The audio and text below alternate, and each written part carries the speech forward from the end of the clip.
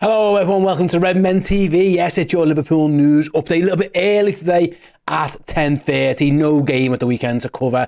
So we've jumped on the news nice and early doors. Yeah, late this afternoon on the feed. You'll have the Redmen Originals podcast as well. So yeah, while the Reds have had a little break, we very much are not. We are keeping you covered every step of the way. On today's news show, we're going to talk a little bit about Kieran King and potentially a new goalkeeper. Maybe Liverpool looking to cash in on Gallagher and then maybe sign another young keeper. A couple of updates, Paul Glatzel and Calvin Ramsey, and then a little bit on Kevin Mantilla as well, who his club president has confirmed Liverpool are interested in the centre-back. Right, shout out to everyone live as well. Do use the live chat. I'll bring your comments up throughout the show, such as John's, who says, top of the morning, Steve.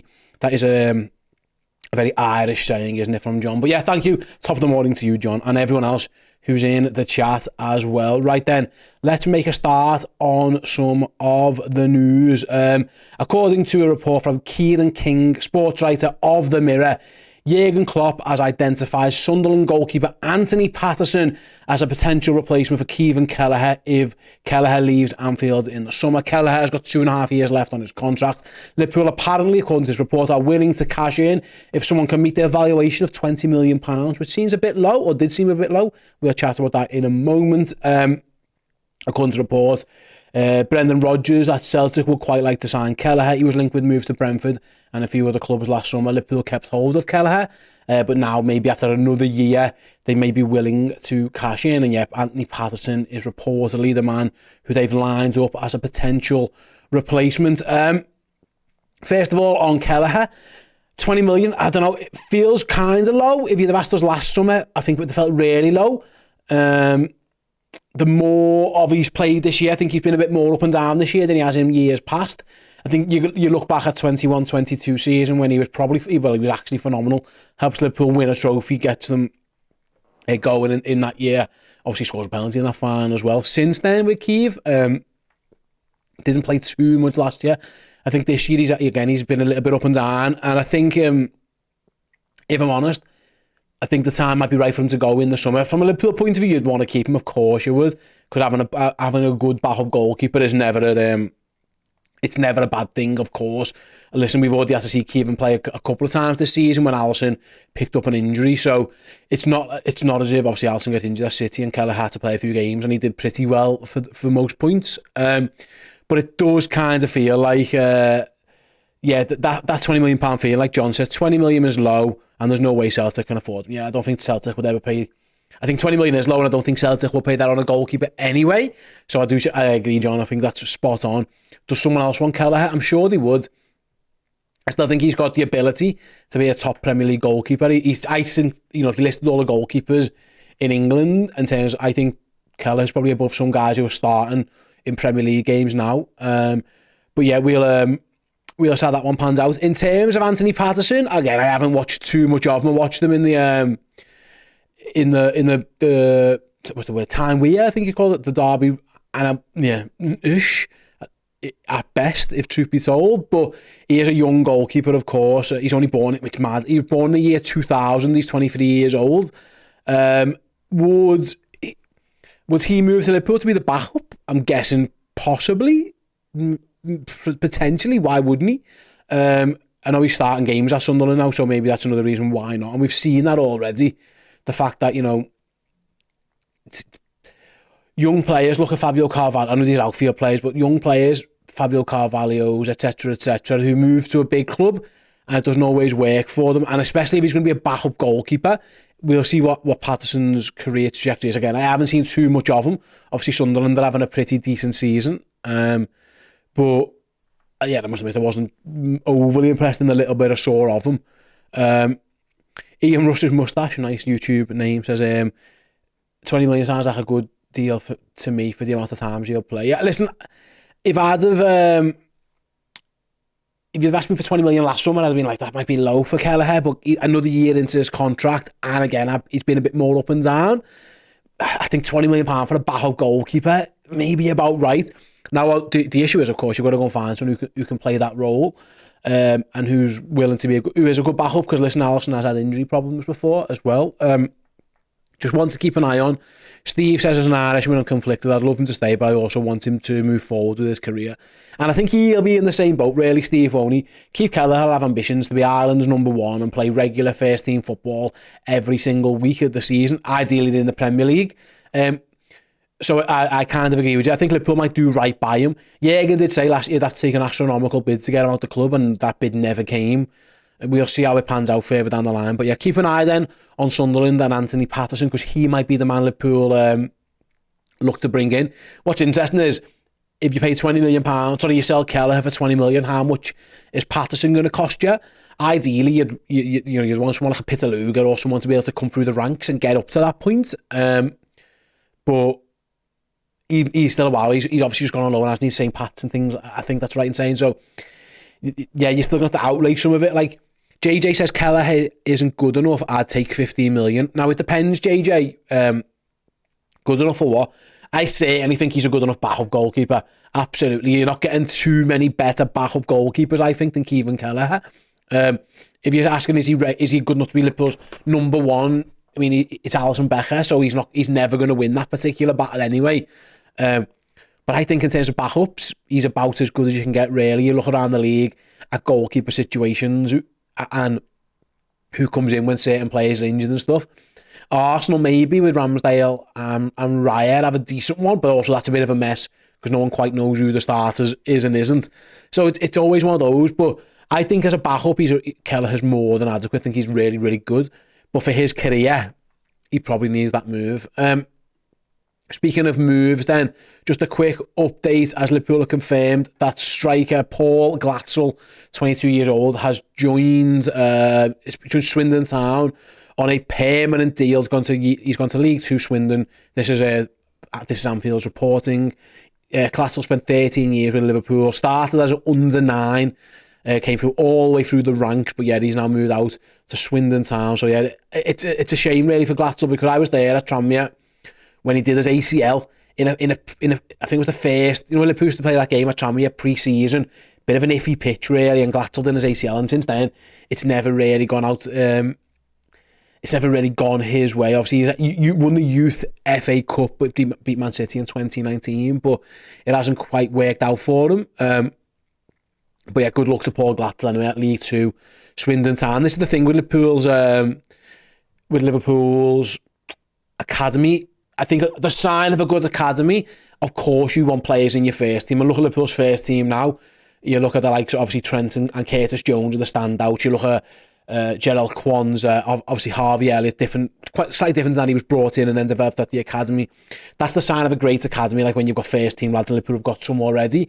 But then the next level is, can you create guys who go on to have careers as professionals? And Paul Glatzel, despite his injury, he's going to have a career. He's going to go down to League Two with Swindon, who need him, as they're 15th in League Two at the moment. So good luck to him there. Yeah, it's a shame really that didn't quite work out for him as a boyhood club, and I think that injury at the ACL really didn't do him any favours. But good luck to Paul down at Swindon Town. Right then, let's move on to a next story. Speaking of young players, Ryan Lowe, Preston manager, has confirmed that Calvin Ramsey is going to be recalled by Liverpool. We spoke about it on last week's news show that it looked like that was on the cards. And yeah, in fact, it was This Is Anfield who reported that was about to happen. And yeah, speaking after his side beat Bristol City, Ryan Lowe admitted that Liverpool are going to call him back. He says, we've got no information on it yet, but Liverpool are calling him back, he told the Lancashire Post. We're just waiting on the official announcement, but he's gone back to Liverpool. Again, the Calvin Ramsey story has been one unfortunate. It's been blighted by injuries ever since he arrived. Liverpool took a punt when they signed him. The plan was obviously that they wanted to develop him into the backup right back. He arrived and obviously in his medical he found a back issue, and since then it's been really stop-start. He had like the game against Derby and a few minutes against Napoli, and then since then another injury, and then he's gone out on loan to Preston. He's been injured again. It just feels like he can't catch a break. Now, time will tell what Liverpool do with Calvin Ramsey for this winter. Obviously, sorry, for the rest of this season, rather, in this window. If he plays for Liverpool, he can't go out on loan again. Liverpool seem to have got, I know they've got injuries at fullback, so maybe they can hang on and see how it goes, and maybe wait till the end of the window. I think we've all been impressed with the brief spells we've seen from Conor Bradley. He had a really good a good game against Fulham. He looked decent when he came on against Arsenal as well. So if Calvin's suffering with these injuries, I don't know if it's worth Liverpool just saying, listen, stay with us, do your rehab, get fully fit for like the next 3, 4, 5 months, and then even if it means another loan next season, it just feels like his career's kind of been put on hold, really, and it's been a shame. But yeah, the loan at Preston didn't work out. Sometimes you get really, really good loans, and sometimes you get loans that just don't work out. And Tyler Morton, for example, is having a good loan at Hull, whereas someone like a Reece Williams had a stinker of a loan at Aberdeen, and it feels like for different reasons, perhaps it hasn't quite worked for Calvin at Preston, so he needs to come back. He needs to get fit. I don't know what Liverpool's plans are. I don't think it'd be the worst thing if he stays around. I'm not sure he'll play much anyway. He just needs to get fit and get himself firing. Because there's obviously talent there. We're at a point where it just hasn't worked out for him again. The young players' injuries, it can happen, and signing a player when they're injured, I don't know. I've always been a bit iffy about that anyway. It hasn't quite worked out for him. Right then, let's move on to our main story. And again, it's been aggregated by the guys at This Is Anfield. It comes from outlets in South America. It says, Liverpool are reportedly interested in Colombian centre-back Kevin Mantilla, and the rumours have been confirmed as true by his club president. I'll scroll down to the quote, where Liverpool were linked with him in the past, and now according to Argentine regional outlets, this is where we're at in the transfer window, guys, we're doing Argentine regional outlets, La Voz del Interior, I'm going to go with that as my pronunciation, Fassi, who, I'll just to clarify who Fassi is, he is the president of Club Talleres, Andreas Fassi. That's the club who the players at, by the way, says, it is true, they've been following him for 4 months and they asked us for information about their physical records, but he was asked if Liverpool are interested. He said, yeah, of course, that blah, blah, blah. And then asked whether Talleres are planning to sell Mantilla. Fassi replied, no. Now, what's interesting is that he's obviously a young centre-back. He can play on the left side of the defence well, which is interesting. Liverpool were linked with left-sided centre-backs throughout the summer. You think the likes of Levi Colwill, etc., etc. My personal point of view, I think Liverpool need a centre-back this window. I think we're on thin ice at the moment, especially with obviously Joel Matip out for the remainder of the season, and that might be his Liverpool career boxed off and done, unfortunately, for Joel. Konate, you've always got to have half an eye on Ibu Konate and his injury record. It's not stellar. Joe Gomez is currently Liverpool's full-back option. He's currently playing left-back and will be, you'd imagine, until at least February when Robertson and Tsimikas get back to training in late Jan. He's also at the backup right-back at times to Trent, although Conor Bradley is filling that void. So yeah, Liverpool probably could do a centre-back, and it's interesting, like I say, that it looks like they're doing their due diligence on a lot of players. I must admit, I can't claim to know too much about Kevin Mantilla. I did a little bit of research this morning. 20-year-old Colombian under-20 international. He only joined Talleres back in July 2023. They paid around 1.8 million euros, but it's the way it works in Colombia, of course. Apparently that report only got like 80% of them. So Liverpool would have to be a deal done there if they went and got him. Now, whether Talleres, of course, could cash in and they could make turn that 1.8 into a bigger fee very, very quickly. That, of course, is an option. But it does feel like, yeah, Liverpool are at least doing their homework. I've always been under the impression that they might do a centre-back, but they might, you know what I mean, like 50-50, will they, won't they? And I understand, I can see a lot of comments in the chat here. I'll bring some of them up. Like Steve says, realistically, should we be stepping into the window? There are a lot of injuries starting to crop up, and you know, that's kind of the thing. AW says we're halfway into the transfer window.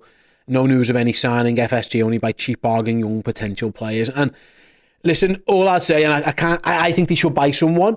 I think the idea that they're going to have to spend like £100 million on a player, I just don't know I don't think that's feasible for a lot of reasons. Mainly potential FFP issues. Well, you've got to work that into the main, you know. Arsenal are apparently on the edge where they're struggling to be able to buy someone because they're on FFP. Newcastle are in the same boat. We're about to see Everton get charged potentially again, and Nottingham Forest get charged again. There's obviously the ongoing issues with Chelsea and Manchester City, which seem to be taking forever. I don't think it's as simple as you can just go and whack £100 million and job done. I don't think that's really where we're at, especially given Liverpool has a bit of a large outlay in the summer where they did lose a lot of players. but they signed a fair few as well, and they didn't actually get too much back in transfer fees. They lost Milner, Keita, Chamberlain, Firmino on a free. They got a relatively small fee for Jordan Henderson. I think you've got to keep tabs on that. So I'm not surprised that it's a young player. And also, if they are buying a centre-back, they're not going to buy someone, they love Van Dijk and Konate, and rightly so. And they obviously, they love Gerald Quansah as well. So I don't see, I don't think they're going to buy someone who was like 60, 70, 80 million pounds. But they could do with another option, I think. Like say, Big Kun says, yeah, we and they did bid for Casado, and that is absolutely right. It is worth mentioning. There's obviously something there with the dough that they've done now. Yeah, so there was obviously cash about. I don't understand too much of the money was there. Now they signed Endo, didn't they, instead? So you think there might be money there as well. But I just think personally, and like Malik says, it doesn't have to be 100 mil, just two 20 to 30 million players. I don't think Liverpool need 2 players, if I'm honest. I think they need 1. I think they're pretty well stacked in all the other positions. It's hard because, excuse me, buying players to replace injured players, and then injured players come back. You've got to look at squad size and things like that. Like Liverpool, a place has kind of been freed up just because Joel Matip left, or not left, but is injured. But they've got a pretty big squad. When everyone's fit and firing, you look at the bench and it's stacked. So that is worth mentioning. Like I think 2's unrealistic unless somebody goes, and I can't see anybody else going this summer. They've got, Stefano says they need a number 6 like Rodri and Rice. Well, Liverpool are top of the league without one. It's worth mentioning. McAllister and Endo have both been pretty good in there. I think we were all raving about Endo before he left. So I don't think they need that because they are top of the Premier League. They're in a semi-final of a League Cup. They're through in the FA Cup and have got a good draw, and they're through in the Europa League. So I think to say they need something. I don't agree with that. I think in terms of starting 11, I'm absolutely fine with it, and I'm absolutely sound with the relative strength of the squad. But my personal belief, and it's why something like the Mantilla links, for example, makes sense. I think they could do with another option at centre back because I think they're being very, very dicey, especially with the Matip injury. Now Liverpool are down to. It depends what you class Joe Gomez. For right now, Joe Gomez is a full-back. He's hardly playing centre-back. So for me, Konate, Matip and Konate, Quansah and Virgil van Dijk. And one of those in Konate has got a sketchy record. So for me, I think that's the area. And if it was someone who can do a job at full-back as well, even better. So that would be my belief. Like I say, I don't know too much about Kevin Mantilla, but the age profile fits. The fact that he's 20, the fee probably wouldn't be too much. He can play a little bit at left back and right back if required. He's done it a couple of times. I was checking out on transfer marks earlier today that he's done a little bit of that, but not like too much. He also can play, of course, on the left-hand side of the defence, which again, Liverpool would be quite keen for him to do. He can play both sides according to transfer marks. So I don't know if that he's the player because obviously his club president has kind of ruled that out. But it does look like Liverpool are doing a little bit of due diligence. Kelly at Bournemouth is another one who's been linked, and again, young player, contract situation a little bit on the well, it's running out very soon down at Bournemouth. Liverpool have liked him before he even went to Bournemouth. So I don't think Liverpool are like going out and looking for the next Virgil van Dijk where they spend 70, 80 million pounds on a centre back, because I think they like the options they've got. I think they love Van Dijk, they love Konate rather, and the Quansah development has been a revelation, and they won't want nothing to stand in his way, and nor should he. He's been fantastic, and Liverpool could have got themselves a real player there. And some people say, look, well, it might be Liverpool knew what they've got, but it's a good job they had Quansah this year because they could have been in real bother, but he stepped up and he's been fantastic. So for me, I don't think like not signing a player I don't think it rules Liverpool out of anything. Liverpool can still win a title, Liverpool can still win trophies if they don't sign someone this window. But I also think you're taking a gamble, and I don't think, and you guys feel free in the chat to let me know any different, but I don't think we expect us to be in this position now, with Liverpool top of the league table in the semi-final of one cup and through in the Europa. I think we've all accepted they're probably going to get through in the Europa League. Even beating Arsenal away in the FA Cup is a tough one. You might have expected once you saw that draw Liverpool to go out. So Liverpool, I think they're kind of ahead of where they thought they might be. So do they just think, you know what, we're playing with house money and we just see what the season brings and next year's the year? I hate that. To be honest, I hate that. I think they found themselves in a position which is really promising. They've been better than they probably thought they were going to be. And I think, you know, the drop-off of City and Arsenal's been a little bit of, you know, maybe we didn't see all that coming as well. So for me, I think you've got to go and get that centre-back if you can. Now, yeah, Dom says, you know, we've still got Nat Phillips. I just don't want to go back to that well, if I'm honest. But you are right. Liverpool are going to hold on to Nat Phillips till the end of the year. I understand your point. That's why I don't think they'll be desperate, because Nat Phillips is like a worst-case option. Nat's got to be involved, and I don't think Liverpool would be like devastated, but also we've been down there a little bit too many times. I think Nat wants to move for his career. So we'll see how it goes. But for me, I would like them to sign a centre-back. Well, you know, we're halfway into the window now. And what's interesting, really, Spurs have done a little bit of business and there hasn't been too much else around the Premier League, really, has there? It's been a relatively quiet window so far. Is anyone else going to do anything? Time will tell. It doesn't feel like Arsenal. They were linked with a striker. Maybe they go and do that, but there's been nothing concrete as there on that. Spurs, of course, have done their business with their centre-back and getting Timo Werner in. On transfers, Steve says, I don't think we need anyone, to be honest. I listen, I think the idea that Liverpool should sign a midfielder or a forward, I mean, how many do you need? Liverpool got like 9 midfielders and 5 forwards plus youngsters behind that. So I don't think that's an option. I think the Matip injury might change. So my thinking on it is whoever was being lined up to be Joel Matip's replacement for the summer, can you bring that forward to January? That's the only thing I can think of. But I see your point, Lee. I don't think it's as dire as last season when I think Liverpool were desperate. And to be honest, they went and got Cody Gakpo, and I still felt they were desperate and they didn't really address midfield. I don't think Liverpool, I agree, I don't think it's like a desperation kind of thing. Like Stefano says, they need to strengthen, otherwise we fall behind with one injury where centre-back to a crisis. The issue with that, and I kind of see your point, but also, like, just, it's more a case, for me, I think they should replace Matip, because I think Matip's leaving anyway. That's why I see that point at. You know, they're about to get Tsimikas and Robertson back at the end of this month, which frees Joe Gomez up, potentially as well. So it's always a little bit of to and fro with a squad. It's what happens when you have injuries, and obviously the AFCON and the Asia Cup kind of conflates things a little bit. I don't think Liverpool are desperate as they were last January. But I would like them if they can. Whoever they had lined up to sign Joel Matip, I think personally, if they can get that deal brought forward, they should. Listen, they're doing so well, but the injury bug has bit.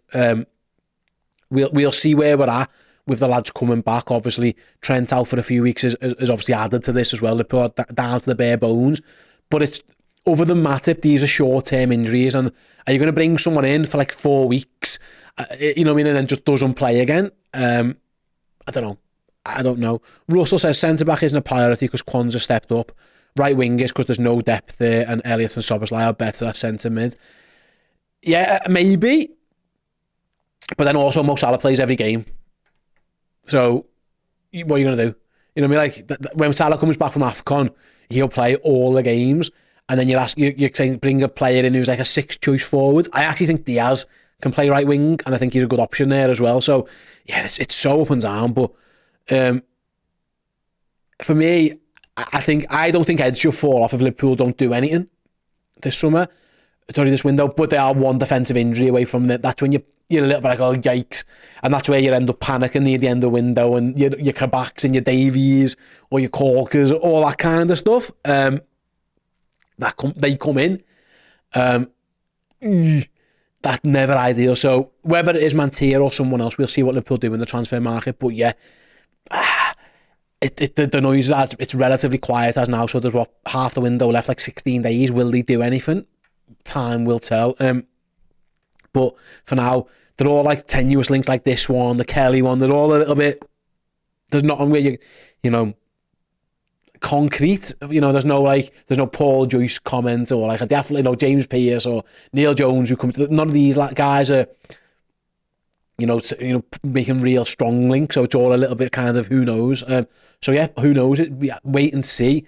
Just let you guys know in terms of waiting and seeing.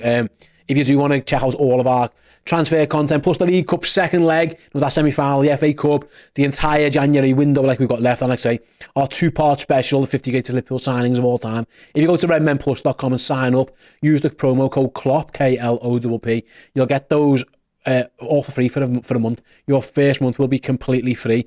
I did see a comment before, and I was going to see if I can find it. It was one of the guys who's watched it and was unhappy that Daniel Agger wasn't included in the top 50. It was James.